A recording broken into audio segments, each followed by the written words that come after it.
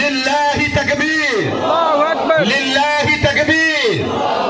মাশাআল্লাহ মাশাআল্লাহ। সম্মানিত হাজিরিন, কোন ভূমিকা, কোন ইন্ট্রোডাকশন, কোন তামহিদি কালাম ছাড়াই আমি আমার মূল আলোচনায় যাচ্ছি। চেরাগিয়া কওমিয়া আলিয়া মাদ্রাসা